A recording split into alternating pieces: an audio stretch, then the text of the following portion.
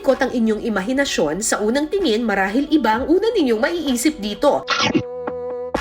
Pero maghunos dili po tayo mga kapuso. Isa po yung uri ng shellfish na kung tawagin elephant shell. Isa sa mga delicacies ay yung tinatawag nilang elephant shell or pinsutan. Ganito yung itsura niya. Actually, buhay pa nga ito. Actually, kapag hinawakan mo siya ng ganyan, mag-shrink siya tapos papasok siya dun sa loob. Hi, Chef Reggie! Medyo may kamahalan ba to? Abo, no? Magkano daw ito? 700 per kilo. Diyos ko! Ang mahal! 700 per kilo. Bakit po? Masarap kasi yan, malambot. Ah, malambot. Talaga? Pero kakaiba yung itsura niya, Opo, ha? ganyan lang po yan.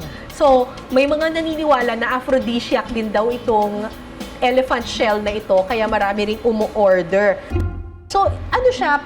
Para siyang, talaba o para siyang halaan? Mahalaan po. Para siyang halaan. So, it's a kind of clam. Sige po, Chef. Start na po tayo.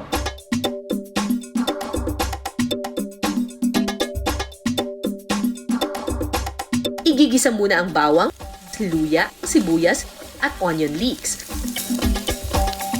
Sunod na ilalagay ang mushrooms, bell pepper at celery. Ito po, ano pong ginawa na natin dito? Nilinisan na po siya, ma'am. Tapos, Bali, ito po, nilaga po Apo. natin or Apo. ni-steam? binalian lang po ng mainit na tubig. Parang binlanch Apo. lang. So, Para binalian matanggal lang po yun. ng mainit na tubig, tapos biniak siya, Apo, tapos hilahin na lang po. hihilahin Apo. siya, tapos, Yan na po siya. Malinis. yun na. Tapos Apo. lilinisan, magiging ganito yung Ganito na po itsura siya. niya. Oh! Parang squid, ano? Ang itsura. Akala mo pusit. Ito po ay oyster Oyster sauce. Chef, yung ganito pong elephant shell, kailangan po bang mabilis lang ang Opo, luto ma'am. sa kanya? Kasi hindi po siya kailangan po matagal kasi kukunat po yung Kukunat siya. Apo. Parang kapag nagluluto ka ng pusit, yung kailangan mabilisan lang. Ito Ay, na ano po yan? Ito na po yung exo sauce natin. XO sauce? Apo. Ano naman ang XO sauce? Baboy, Oo. pork po, tapos dry scallop, kiwi. Oh, Pinaghalo-halo na po siya. Paghalo-halo? Apo. Ang alat.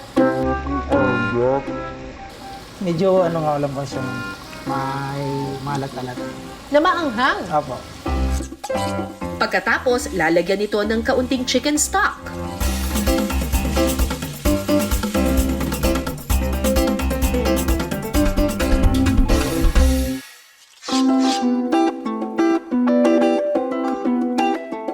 Elephant shell in XO sauce. Tara, tikman natin. First time kong kumain itong elephant shell. Tikman natin. Lasa siyang pusit. Saktong-sakto yung pagkakaluto ni Chef dun sa elephant shell. Hindi siya makunat at all. Tapos crunchy pa yung mga vegetables. Sarap. Okay siya.